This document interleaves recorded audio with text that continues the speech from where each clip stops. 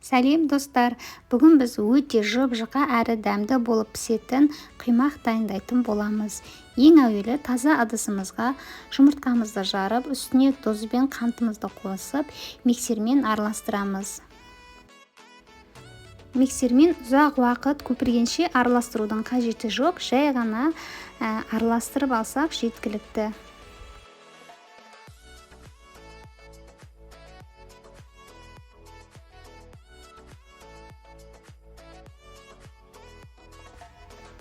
Одан кейін үстіне сұйық май құямыз.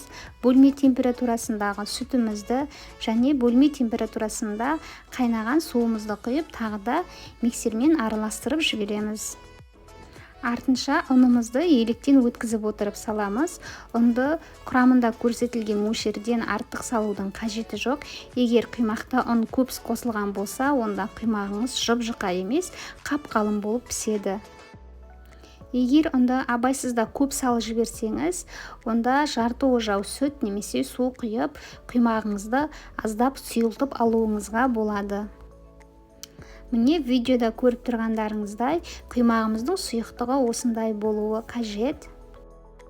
Бір қарағанда құймағымыз өте сұйық сияқты, бірақ қорықпаңыздар, ұн сұйықтыққа түскен кезде ісініп ұлғаяды. Сондықтан біз құймақты пісіру барысында біздің құймағымыз әлі де қоюланады.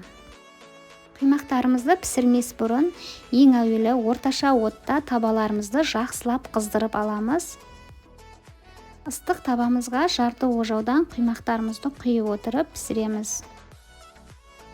Силикон лопатканың көмегімен құймақтарымызды аударып отырамын. Байқасаңыздар, мен табаларыма май құйған да жоқпын, жаққан да жоқпын. Себебі құймағымыздың құрамында сұйық май болғандықтан табамызға жабыспайды. Әр піскен құймағымның бетіне жылылай сары майдан жағып отырамын.